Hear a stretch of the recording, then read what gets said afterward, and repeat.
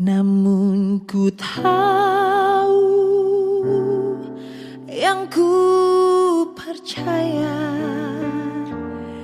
dan aku yakin kan kuasanya.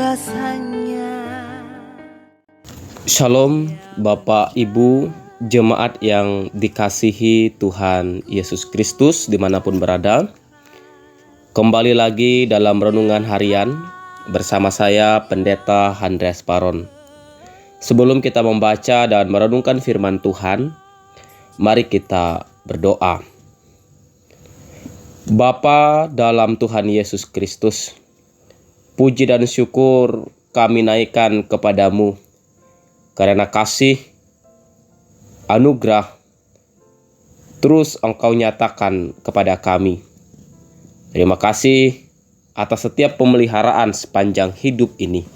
Dan pada kesempatan ini, kami akan mendengarkan firman-Mu melalui pembacaan Alkitab dan renungan firman Tuhan. Kami mohon tuntunan kasih-Mu dalam pembacaan dan perenungan firman Tuhan ini, supaya kami boleh mengerti akan maksud dari firman-Mu kepada kami. Di dalam nama Kristus Yesus kami berdoa. Amin. Bacaan firman Tuhan bagi kita pada saat ini, yaitu dalam kitab Yoel, pasal yang pertama, ayat 1 sampai ayat yang ke-12 yang akan saya bacakan bagi kita. Judul firman Tuhan yang datang kepada Yoel bin Petuel. Tulah belalang sebagai hukuman Tuhan. Dengarlah ini, hai para tua-tua, pasanglah telinga, hai seluruh penduduk negeri. Pernahkah terjadi seperti ini dalam zamanmu atau zaman nenek moyangmu? Ceritakanlah tentang itu kepada anak-anakmu, dan biarlah anak-anakmu menceritakannya kepada anak-anak mereka, dan anak-anak mereka kepada angkatan yang kemudian. Apa yang ditinggalkan belalang penggarip telah dimakan belalang pindahan. Apa yang ditinggalkan belalang pindahan telah dimakan belalang pelompat. Dan apa yang ditinggalkan belalang pelompat telah dimakan belalang pelahap. Bangunlah, hai pemabuk, dan menangislah. Merataplah, hai semua peminum anggur, karena anggur baru, sebab sudah dirampas dari mulutmu anggur itu. Sebab maju menyerang negeriku suatu bangsa yang kuat dan yang tidak terbilang banyaknya. Giginya bagaikan gigi singa, dan taringnya bagaikan taring singa betina. Telah dibuatnya pohon anggurku menjadi musnah, dan pohon araku menjadi buntung. Dikelupasnya kulitnya sampai sama sekali dan dilemparkannya, sehingga carang-carangnya menjadi putih. Merataplah seperti anak dara yang berlilitkan kain kabung, karena mempelai kekasih masa mudanya. Korban sajian dan korban curahan sudah lenyap dari rumah Tuhan, dan berkabunglah para imam, yakni pelayan-pelayan Tuhan. Ladang sudah musnah, tanah berkabung, bab gandum sudah musnah, buah anggur sudah kering, minyak sudah menipis.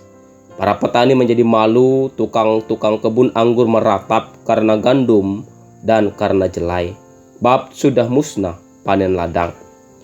Pohon anggur sudah kering, pohon ara sudah merana, pohon delima, juga pohon korma dan pohon apel, sehingga pohon di padang sudah mengering. Sungguh kegirangan melayu dari antara anak-anak manusia.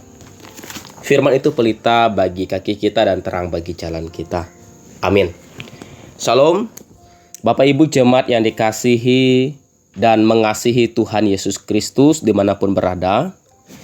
Saya ingin memulai renungan pada pagi hari ini dengan sebuah realitas kehidupan saat ini yang sering kita ucapkan dalam kehidupan kita, yaitu kebebasan untuk menentukan pilihan.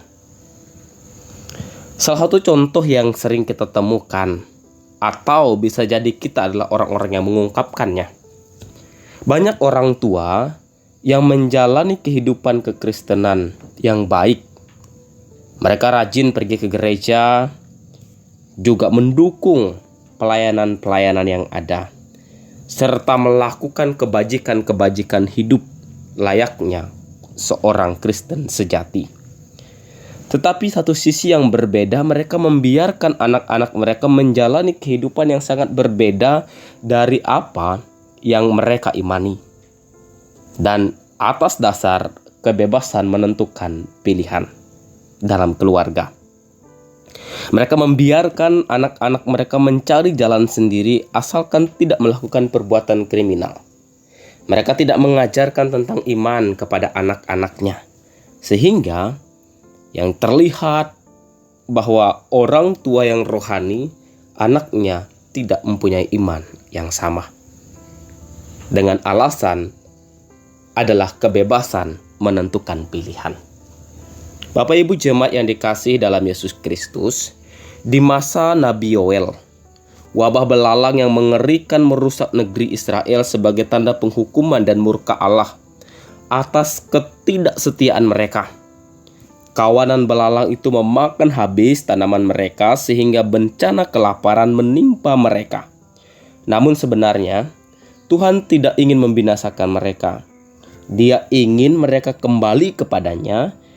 Dia memerintahkan agar umatnya menceritakan kisah itu kepada anak-anak mereka pada ayat yang ketiga. Demikian juga kepada generasi-generasi kemudian agar mereka belajar menghormati Tuhan serta tetap setia kepada Tuhan.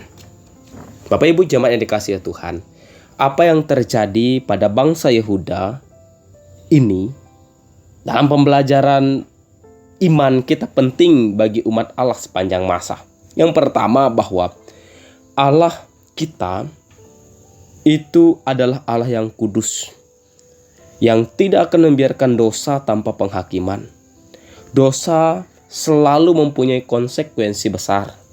Umat Allah harus menghormati kekudusan Allah dan hidup dalam kebenaran yang dituntut olehnya.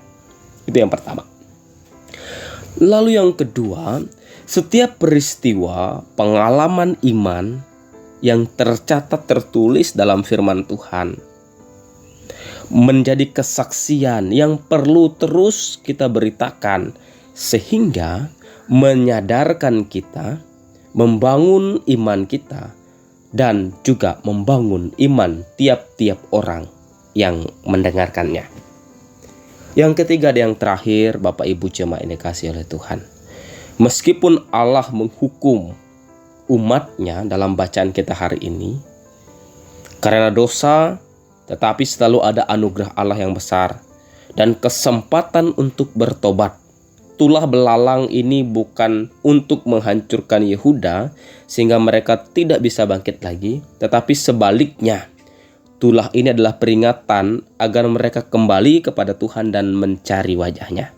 Oleh saya itu bahwa kalimat penting untuk saya ucapkan terakhir, jangan pernah menyia-nyiakan kasih karunia Allah dalam kehidupan kita.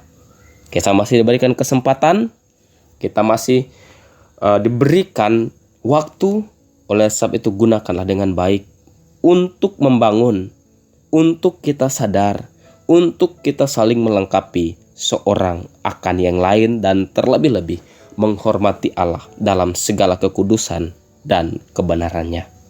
Amin buat firman Tuhan. Mari bersama kita mensyukuri hidup ini dalam doa. Kita berdoa. Kami mengucap syukur kepadamu Tuhan atas setiap kebenaran firman yang kami boleh dengar. Kami percaya firman adalah kekuatan bagi kami. Dan kami dalam kerendahan hati mengucap syukur. Kami percaya hamba dalam setiap keterbatasan menyampaikan, menjabarkan, menjelaskan firman Tuhan. Tetapi kami percaya kuasa Roh Kudus melengkapi kami seorang demi seorang dalam setiap pendengaran kami. Biarlah firman yang kami telah bagikan memberkati tiap-tiap orang yang mendengarkannya. Dan biarlah setiap firman itu menjadi kekuatan, menjadi penerang, menjadi semangat untuk terus hidup baru dalam Kristus, dan Kristus nyata dalam kehidupan pribadi yang mengenal Dia. Bapa yang penuh kasih, pada hari ini kami khusus berdoa bagi jemaat Tuhan di Hikat Pakat Tumbang Bana Narui. Kami berdoa untuk kehidupan jemaat di Tumbang Bana. Kami percaya Tuhan memberkati jemaat Tuhan di Tumbang Bana Narui, agar mereka senantiasa hidup dalam kasih, pemeliharaan, penyertaan Tuhan dalam kehidupan mereka berjemaat. Berkati pekerjaan yang mereka lakukan dalam hari-hari kehidupan mereka, apapun itu, swasta, pegawai negeri, sebagai wirausaha, dan lain sebagainya, petani, pekebun. Kami percaya setiap pekerjaan yang baik yang dilakukan dengan penuh iman mendatangkan berkat daripada Tuhan. Tuhan juga boleh jaga dan lindungi jemaat Tuhan di Tumbang Bana Narui, agar mereka tetap dalam keadaan sehat, dalam pemeliharaan kekuatan yang datang daripada Tuhan. Anak-anak Tuhan di sana dalam proses pendidikan, masa depan mereka diberkati. Dalam masa muda, dalam masa tumbuh kembang, anak-anak Tuhan diberkati senantiasa, agar mereka tetap menaruh iman percaya kepada Tuhan, sebagaimana firman yang telah kami dengarkan. Begitu juga Tuhan, kami berdoa khusus bagi pelayanan-pelayanan gereja, program pelayanan, juga pelayanan-pelayanan sedang dilakukan dan juga yang akan dikerjakan. Tuhan memberkati, biarlah berita dan Injil Tuhan tersebar luas melalui setiap orang-orang yang juga dipercayakan Tuhan untuk memberitakan kebenaran-kebenaran Tuhan di jemaat GKE Tumbang Bana Narui.